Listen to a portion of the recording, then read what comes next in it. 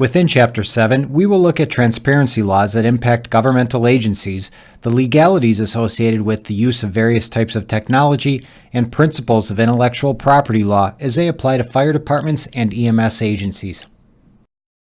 Once completed with this module, you should be able to describe the elements of open records and open meetings laws and explain how they affect emergency services, define Cyberlaw and discuss its effect on emergency services, and identify and describe laws governing intellectual property.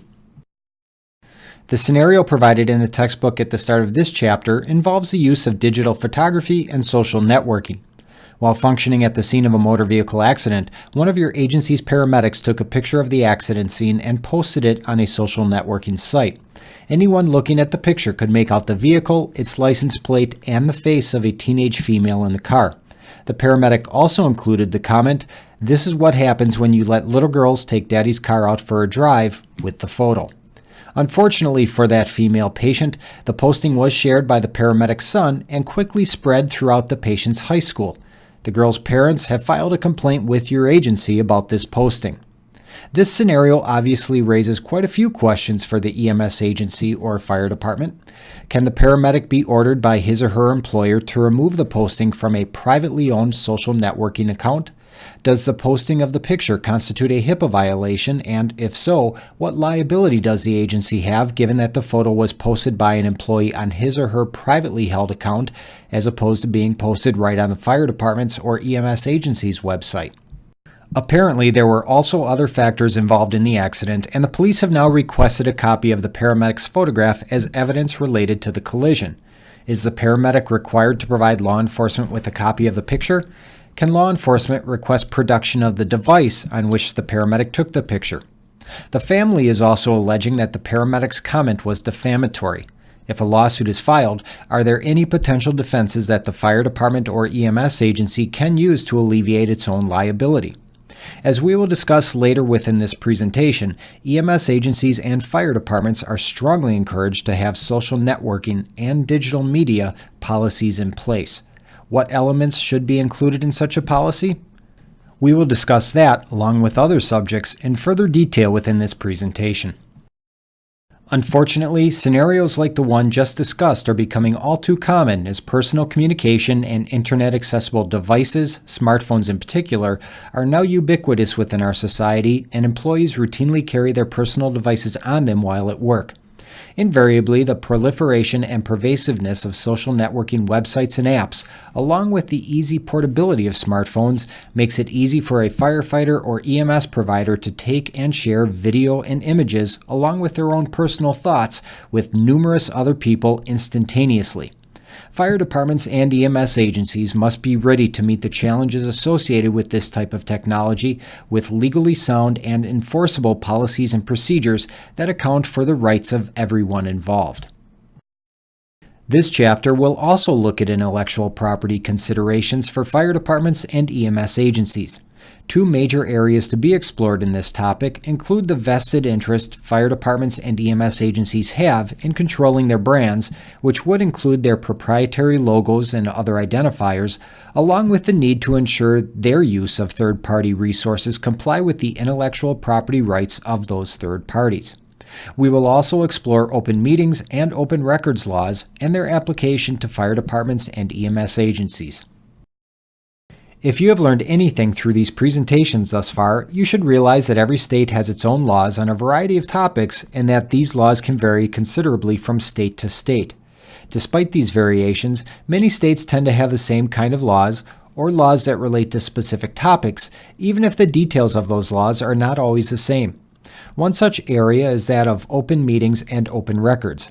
The odds are that your respective state has laws in place that mandate transparency in governmental operations. Some states even refer to these laws as sunshine laws, meaning that the sun should shine on the actions taken by the government on behalf of the people it serves and represents. If your fire department or EMS agency is owned and operated by a body of government, like a local municipality, a county, or a specialized district, there are probably laws in place that require open public access to certain records maintained by the department or agency.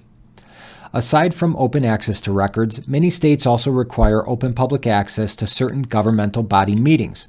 Essentially, if a governmental body is doing work on behalf of its citizens, that work must be open, accessible, and transparent to the public to maintain appropriate accountability over the governmental body.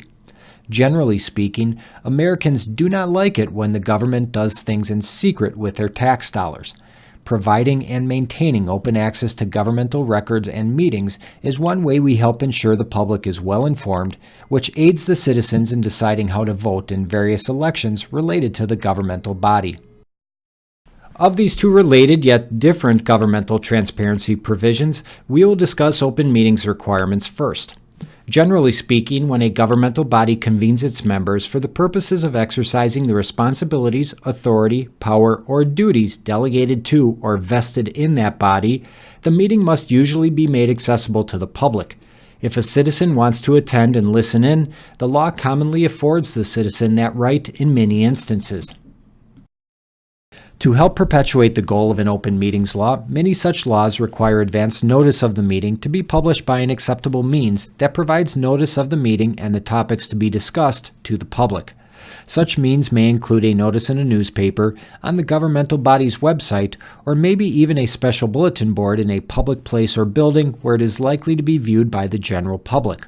Such notice must typically be posted with a reasonable amount of lead time, which can vary depending on the law, so that the public has adequate notice of the meeting. Similarly, the agenda items should be listed or included on the notice so that it is clear what the governmental body will be discussing. In jurisdictions that mandate such specificity, agenda items like new business, old business, and other matters are usually not considered adequate to meet those notice requirements, as the average member of the public would have no idea exactly what will be discussed under those items. Typically, open meetings laws require votes to be held in the open so that the public knows how an elected official voted on an issue. Depending on the state and the subject matter under discussion, there may be cases where a secret ballot is taken. Again, such idiosyncrasies are routinely a function of how the respective open meetings law is drafted and interpreted within the specific jurisdiction.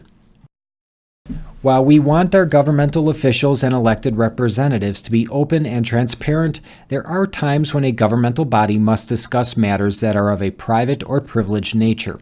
In such cases, the governmental body may be allowed, or even required depending on the law, to enter closed session.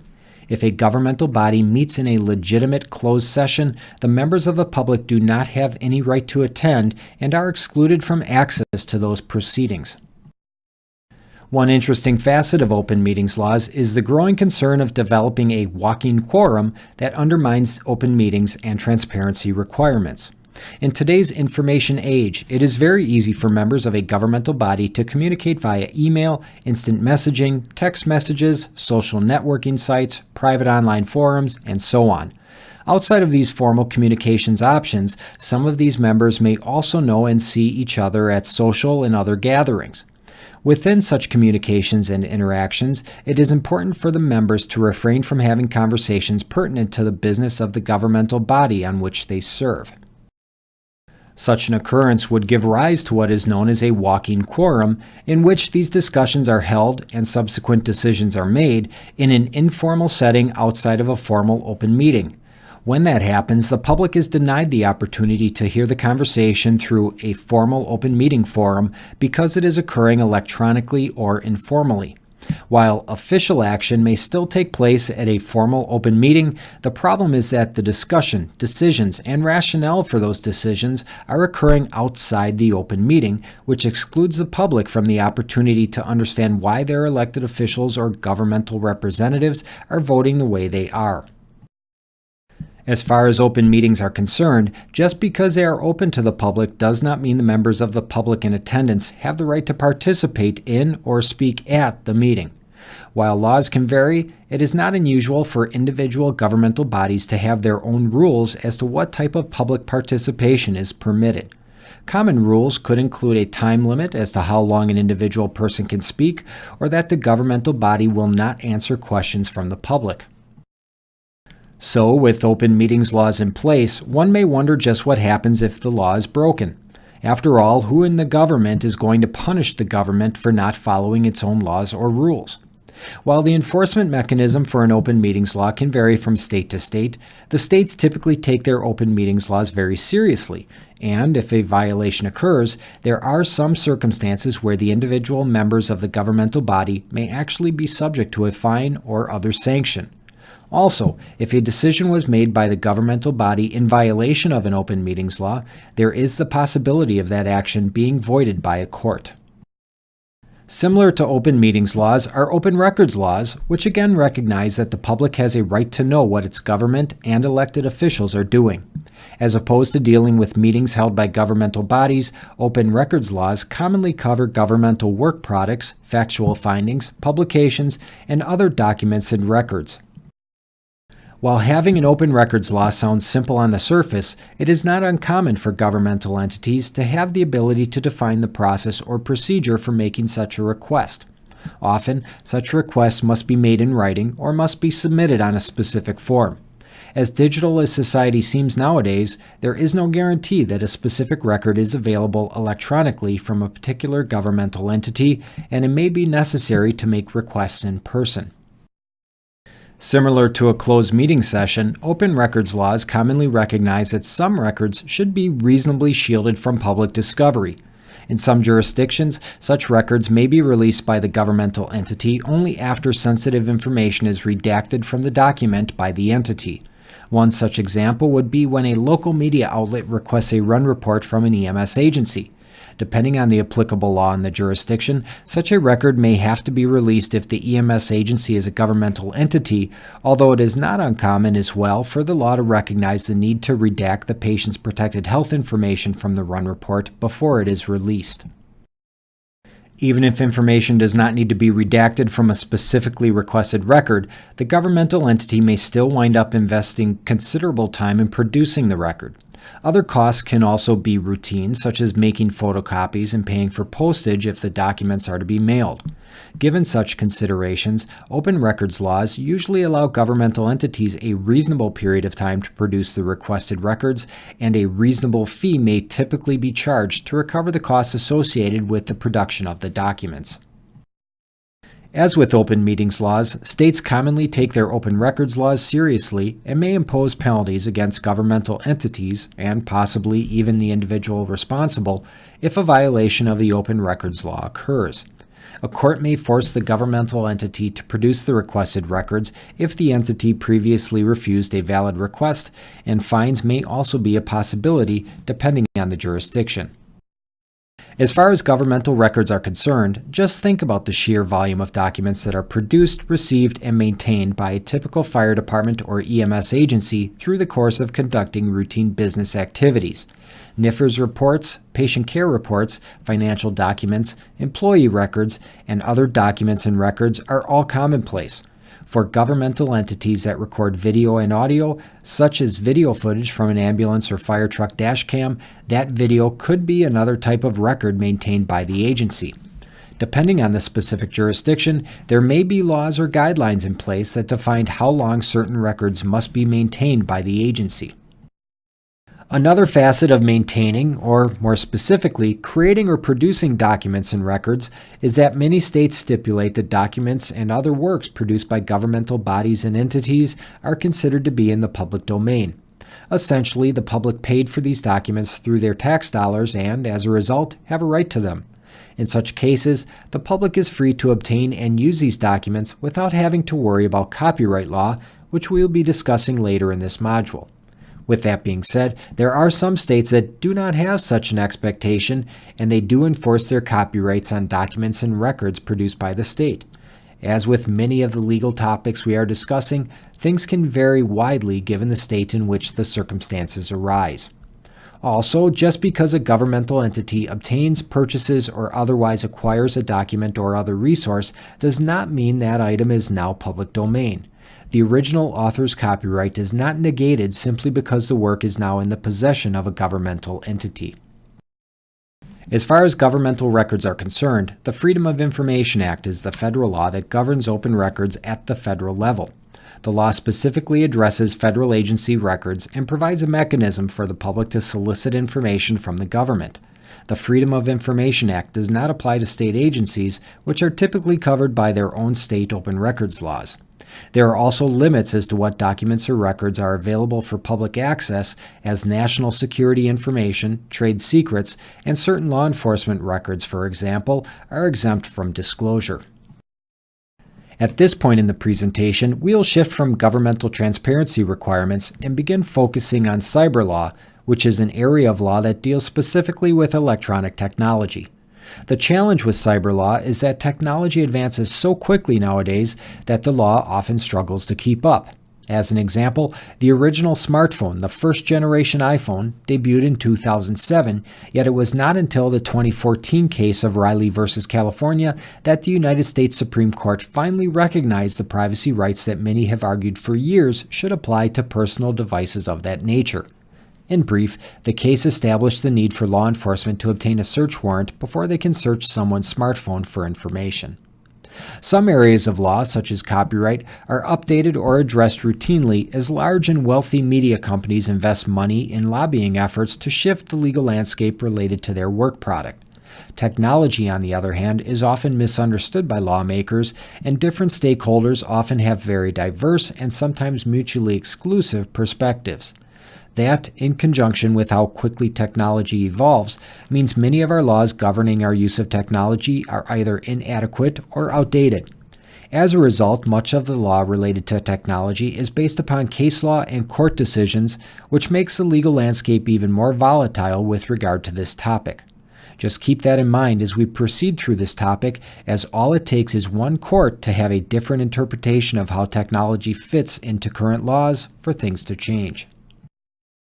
Let's begin with the electronic monitoring of private communications. In 1986, Congress passed the Electronic Communications Privacy Act to expand previous prohibitions on telephone wiretapping into the realm of the digital age by including electronic communications via computer. This law, and others that modified it, are important within the context of today's society because wireless hotspots and internet access points, including the data provided via a cellular network to a smartphone, are available all over the place. Under the ECPA, it is illegal for a person or entity, such as an employer, to intercept, use, or disclose the contents of an electronic communication unless an exception applies. A communications service that provides the point of access for the transmission falls under such an exception, as does the intended recipient of the electronic message, who may obviously receive that message. Certain legal processes may also result in an exception to the law, such as obtaining a valid court order or warrant to intercept the communication. Additional exemptions include businesses that monitor communications in the standard course of business, such as a 911 public safety access point, or when consent is received from the person or entity sending the message. Social networking sites like Facebook, Google+, and others rely upon the consent of the end user to monitor and, potentially, filter the content of messages. If you are curious, check out the terms of use or service that you agreed to when setting up an account with your favorite social networking site or sites, and see just what they do with your private information and the content you upload. You may find some of the provisions surprising. Where the ECPA becomes very pertinent to fire departments and EMS agencies is within the auspices of the employment relationship. In this respect, it is not unusual for employers to provide internet access to its employees. If the internet access device is employer-owned, there may be different expectations than if the device is employee-owned. This is one of the reasons why developing and maintaining a policy related to technology use becomes so important. If the employer controls the technology or communication device, it is in the employer's best interest to have a policy notifying the employees that any content stored, shared, or communicated through the employer-owned or controlled device is not private, and the employer reserves the right to screen, review, intercept, block, or otherwise use or disclose the information contained in or on the device. This disclosure is even more vital if the employer is a governmental agency, as electronic communications by or within the governmental entity may be subject to open records requests. Therefore, anything stored, shared, or communicated through a governmental employer's computer, device, or system should never be considered private. Stated another way, there is no reasonable expectation of privacy for employees who use a governmental employer's computers, devices, or communication systems. Just because a governmental employee or representative uses his or her own device for governmental business does not mean those communications are exempt from open records discovery, however. Again, the nexus of these various laws can be extraordinarily complex, which simply illustrates the need for clear policies and procedures on the front end regarding the use of electronic communication devices, whether employer or employee-owned. Along those lines, when employees are using their own devices on an employer-provided network or access point, the proverbial rules become much more nebulous, as the employer may still attempt to monitor electronic traffic across its networking systems and could have a policy that warns employees of that practice.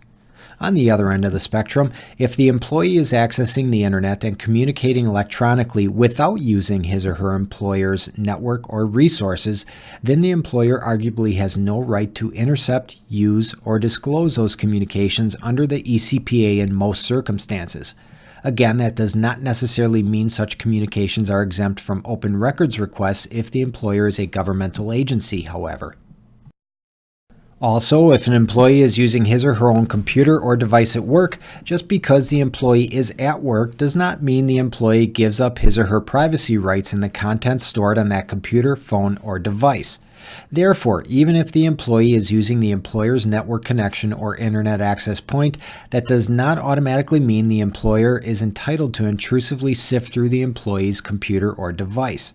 This is especially pertinent for governmental employers that must recognize an individual's Fourth Amendment right to be free from unreasonable searches and seizures. Some employers may try to address this issue by utilizing consent or including language in an acceptable use policy or procedure. The validity of such consent may come into question, though, given the intrusiveness of the employer's efforts, the reason for the intrusion, the type of disclosure made to the employee, and the employee's subjective understanding of the consent. Another emerging technology issue that fire and EMS employers need to address is the proliferation of smartphones and their ability to take pictures, capture video, and record audio. While the use of such devices at an average workplace may impact productivity, within the realm of fire and EMS, such employee use can create significant safety concerns or liability issues. While it is true that members of the public also have these devices and can capture video, record audio, or snap pictures with impunity, those members of the public are also not bound by the employee-employer relationship or by related laws such as HIPAA. To begin, firefighters and EMS providers should always assume they are being recorded when performing their duties out in the public eye. So long as an individual is in a public place, there are very few, if any, constraints on whether or not that person can snap a picture or record a video. Therefore, it is vital for firefighters and EMS providers to always function with the highest level of personal integrity. Nothing erodes public trust in a protective service agency like a scandal or documented inappropriate behavior, and all it would take to stir up a firestorm is a social media posting that goes viral. Our world is always on, always plugged in, and we must assume that someone is always watching or, more accurately, recording. Besides concerns associated with public scrutiny for bad or inappropriate behavior captured on camera by a member of the public, firefighters and EMS providers must also meet the expectations of their respective employers. As far as media recordings are concerned, such expectations could include a prohibition on using personally owned devices for recording or capturing media, such as cell phones, tablets, action cameras, dashboard cameras, drone-mounted cameras, and other pieces of technology that can record audio, video, or still pictures. One of the reasons fire departments and EMS agencies may want to regulate the use of privately owned devices is patient privacy. A photo, video, or audio recording of a patient could give rise to a HIPAA or a state patient confidentiality law violation. Media recordings made within a private residence without the permission of the homeowner or resident could serve as the basis for an intrusion into seclusion or publication of private facts lawsuit. Remember as well that firefighters and EMS providers employed by a governmental entity are considered an agent of the government while at work. If a firefighter or EMS provider makes a media recording at a scene, someone may be able to argue that the resulting media file should be subject to the state's open records law. If that is the case, such recordings may also fall under a state or employer records retention law or policy, which means the recording must be maintained in an archive for a defined period of time. Even if the firefighter or EMS provider does not work for a governmental entity, if the recording relates to an incident where a lawsuit results or a criminal complaint is generated, the recording may be considered discoverable evidence related to that incident. In such a case, given the length of time in which the legal process works, the firefighter or EMS provider may not know about the need for that media to be produced until years after the incident occurred. If that media is no longer available, it could potentially spell trouble for the firefighter or EMS provider who essentially destroyed evidence. Worse yet, that evidence could have potentially been critical to a prosecutor's or civil party's case. Another problem with allowing recordings with personal employee devices is that it could potentially undermine security efforts, as firefighters and EMS providers may routinely find themselves in buildings and areas that are not typically open to the general public, such as a fire station, police stations, school building, hospital, etc. Aside from potential terrorist or active assailant incidents, many businesses also have trade secrets, processes, or other elements of their work that they do not want shared with competitors or the public. Firefighters and EMS providers making personal recordings in such environments can inadvertently expose themselves and their employers to some unwelcome scrutiny and problems. With all of these factors in mind, every fire department and EMS agency should have a comprehensive media policy that addresses the taking of photos, videos, and audio recordings at the scene of an incident. Ideally, only authorized personnel with employer-owned equipment should make any media recordings on scenes. Any media that is generated should have been obtained in compliance with the agency's media policy, which hopefully provides a clear claim of ownership and copyright on behalf of that department or agency. A unique subset of electronic recording that is worthy of mentioning independently is the audio recording of oral communications. Think of this as bringing the proverbial tape recorder to a meeting or pressing the record button on your answering machine when speaking to someone on the telephone. In some states, anyone wishing to record a conversation must have the consent of all the parties to that conversation. What is more common, however, is that the person making the audio recording only needs the consent of one person to that conversation to make the recording, which can include the individual making the recording if he or she is a party to the conversation. While many people would probably feel that this one-sided recording of a conversation is underhanded or sneaky, so long as the recording is not for a criminal or torturous purpose, the practice is commonly legal. This is where the case law becomes nebulous because there are decisions out there that both support and undermine the ability to secretly record a conversation based upon this one-sided consent requirement.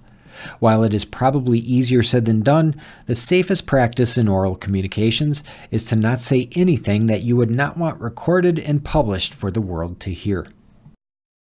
With an eye on both social networking and intellectual property, fire departments and EMS agencies have a vested interest in creating and maintaining their brand. Such public branding is important in securing community support, political support, volunteers, employment candidates, donations, and so on. Social networking sites can be a great tool for building and fostering a professional brand. On the other hand, just one inappropriate or scathing post by an employee to a social networking site can undermine all of those efforts and negatively impact the brand of his or her employer.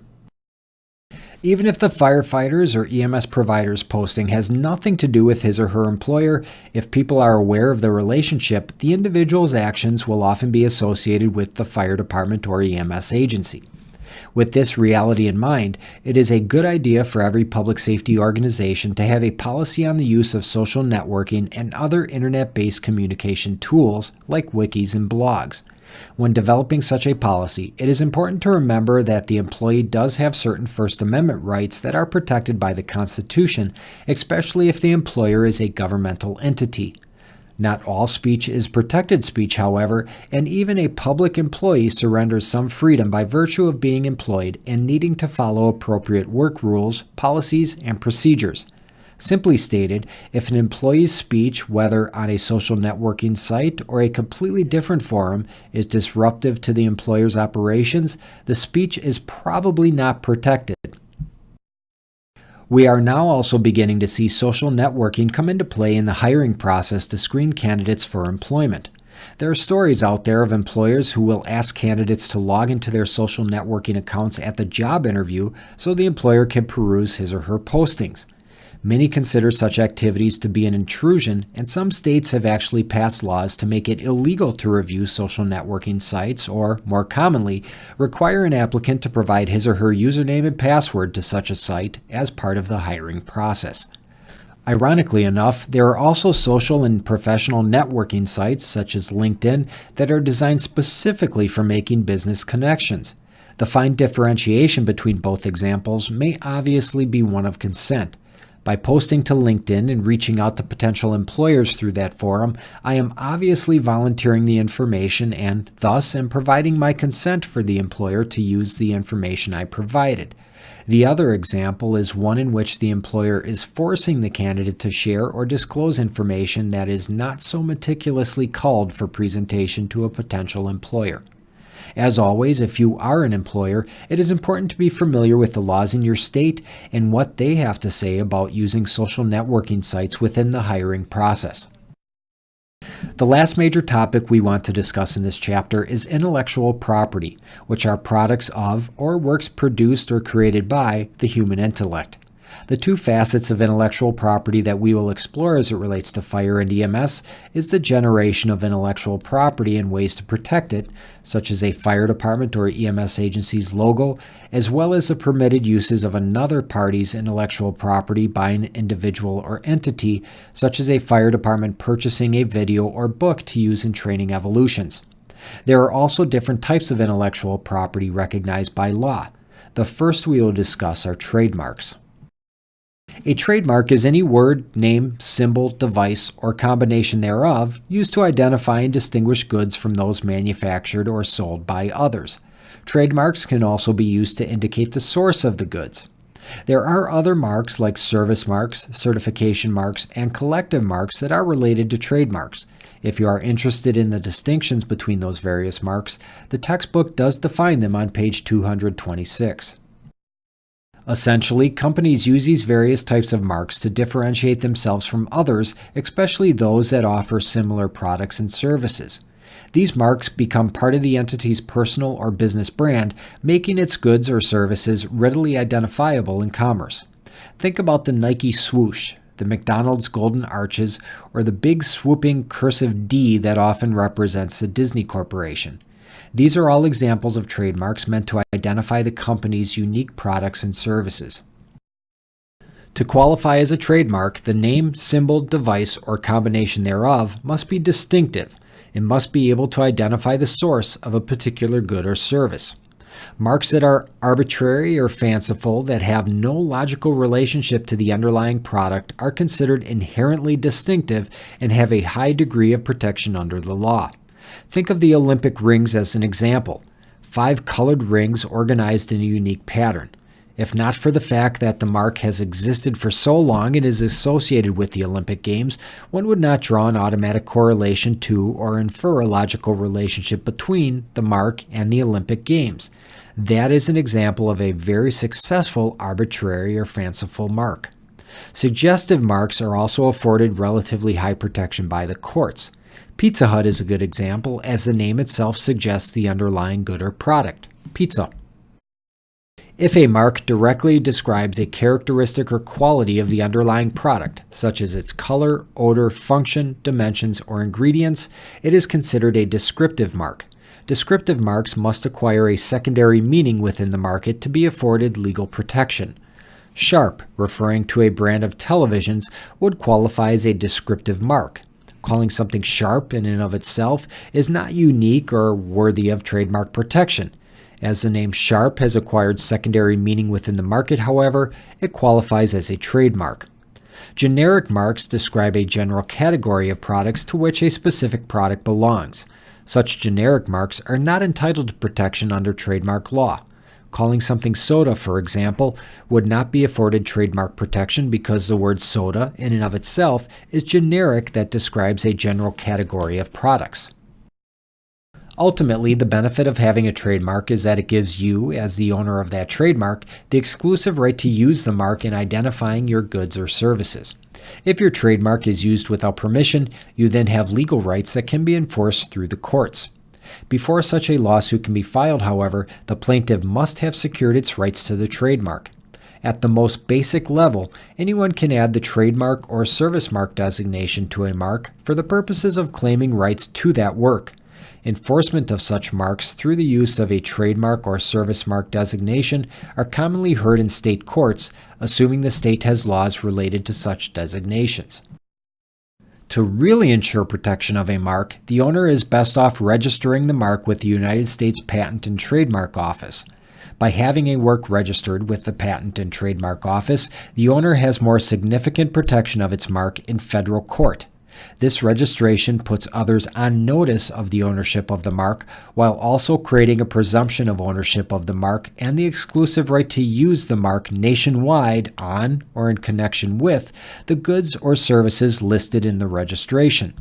The owner of that registered work also has the right to use the federal registration symbol, the capital R in a circle, and can file a lawsuit to protect its rights in federal court. If the owner of the mark does business globally, this federal trademark registration also serves as the basis to obtain trademark protection in other countries. Within the realm of fire and EMS, trademark can be an important intellectual property tool for departments and services that want to protect their reputation and brand. Have you ever been somewhere and seen someone wearing clothing with a fire department emblem on it? Could there be a concern that someone wearing a fire department t-shirt, for example, could be caught doing something wrong or illegal in the public eye? Even if that person has no affiliation with the fire department, there is a concern that the incident could be reported incorrectly and that person's bad activity may wrongfully be associated with the department. Another example of where trademark could be important is if a souvenir vendor decides to start printing and selling t-shirts and caps with your fire department's logo on it to make money.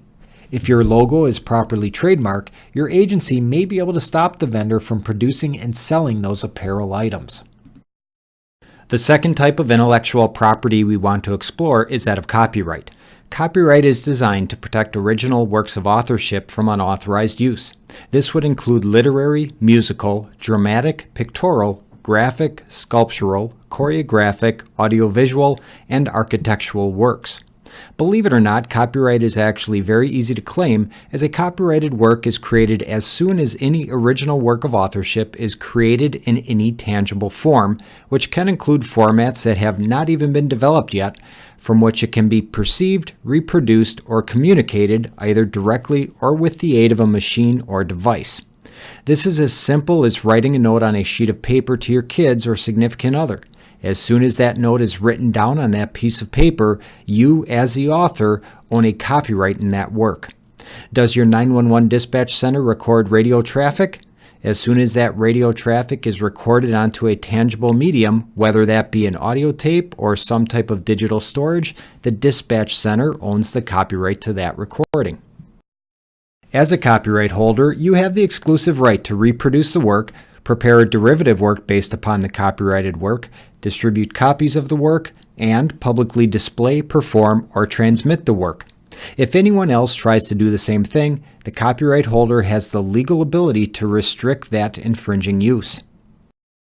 Despite what some may think, current copyright law in the United States does not require that registration, publication, or notice of the copyright be provided to secure the copyright and the rights associated with it. Again, when a work is fixed on or into a tangible medium, a copyright is automatically deemed to exist. Many authors and publishers continue to follow the practice of providing copyright notice in printed and related works through the use of the copyright symbol, although that notice and specific symbol is not mandatory. The key to ensuring copyright protection is enforceable in court, however, is to ensure the work is indeed registered with the United States Copyright Office. If such registration exists, the copyright owner can seek injunctions against and financial damages from the infringing party. If the work was never registered, then the copyright holder loses the ability to sue the infringing party for damages. Copyright law varies considerably once we leave the United States, and not all nations require registration of a copyrighted work. While copyright is typically a civil matter between the parties, there are cases where copyright infringement could give rise to the commission of a crime. The rights associated with a registered copyright do not run forever. Essentially, copyright law is designed to protect the rights held by a copyright owner for a certain period of time. Once that time expires, the work, whatever it is, becomes freely available to the public. This is because the law wants to provide incentive for people to create, develop, and share their intellectual works through the application of certain rights of ownership to the work, while also recognizing that society benefits from unfettered access to intellectual works. Thus, the copyright owner has to secure rights for a certain period of time before the work enters the public domain for everyone to use and enjoy as they see fit.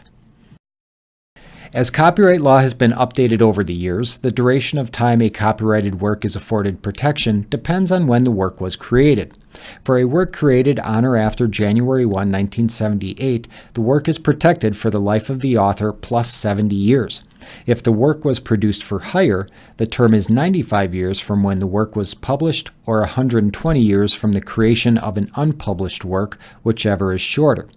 For works created prior to 1978, the duration of the copyright depends on when it was published or registered. While copyright is a very powerful vehicle for owners of works to ensure their exclusive rights to those works, there is an important exception provided to these rights within copyright law known as fair use. Fair use provides a limited exception for someone other than the copyright owner to use the work without acquiring the copyright owner's permission. The reason for the exception is to ensure and protect certain beneficial social activities such as commentary, criticism, parody, news reporting, teaching, research, scholarship, and other related pursuits. This fair use exception, while powerful, is also limited in scope. If a copyright holder seeks to enforce its rights against another party claiming fair use, the courts will look at 4 different elements. The first is the purpose and character of the use. Was it one of the purposes we just discussed, such as education, news, or parody? If so, that helps with the fair use argument. If not, then the copyright holder's claim is supported. The court then looks at the nature of the copyrighted work. Is the work more factual in nature, or does it involve considerable creative expression? Is it a work that is designed to be consumed, such as a workbook or a standardized test? That all factors into this 4-point balancing test. Exactly how much of the copyrighted work was used is evaluated by the court as well. Was it a substantial portion of a critical passage, or was the use relatively minor in comparison to the entirety of the work? Was it a key element of the work, or something obscure? Unfortunately for those who find themselves making a fair use argument based upon amount and substantiality, there is no set percentage or bright line rule that establishes the threshold between fair use and copyright infringement. The court's evaluation is factual based, which means it is different for every copyright infringement case it hears. Lastly, the court will look at the effect of the use on the potential market for, or value, of the work. A great example of the application of this factor is the case where a school teacher makes copies of a book and provides them to the students so that the students will not have to purchase the book. While the use is for education, the impact of that use undermines the potential market value for the book. Therefore, it would seem that such a use would be an infringement of the owner's copyright. As far as government works are concerned, any works produced or prepared by the United States government are not subject to copyright and can be used by the public without restriction. It is important to remember, however, that not everything available on a United States government website was produced by the government. There could still be a third-party copyright holder with vested rights in a particular work that just so happens to be on a United States government website. Even in the absence of copyright, trademarks still apply, which means United States government agency trademarks and logos cannot be used without permission. Things become a little less clear at the state level as some state-produced works may or may not be copyrighted by the state. Edicts of government, such as laws, court rulings, codes, regulations, and so on, cannot be copyrighted, at least in theory. There are cases, such as where a state adopts a NFPA standard into law, where part of the official law of the state is subject to copyright that prohibits duplication and other unauthorized uses. Another example includes annotations to state laws that are sometimes considered copyrighted by the company or state that produced the annotations. For those works that are not protected by copyright, such as those produced by the United States government or those that were created a long time ago, like the works of Shakespeare, they are said to belong within the public domain. Works in the public domain may be copied, distributed, and so on by almost anyone. If a work is subject to copyright, however, it is not in the public domain, and any reproductions of that work must be approved by the copyright holder. Along those lines, it is not unusual for copyright owners to allow for copying and distribution of their works through the payment of royalties or some other type of payment agreement. At this point in time, there appears to be a growing number of authors who have expressed a desire to see their work readily available to the public without forgoing their copyright. This is the premise behind royalty-free works, where the end user may use the work with the copyright holder's permission without having to pay a license or other fee to do so. Under such an agreement, the copyright holder still retains the rights associated with having a copyright and may still define how the work is used. This type of model has led to the creation of many online repositories of royalty-free work, including the Creative Commons licenses. Now, while all of this information is great, you might be wondering what this has to do with firefighters and EMS providers.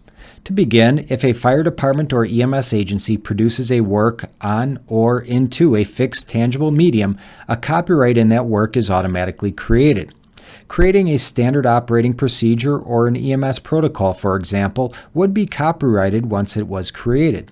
This gives fire departments and EMS agencies the exclusive rights to their created material under the law, and they may even be able to enforce those rights if the copyrighted material was registered with the United States Copyright Office.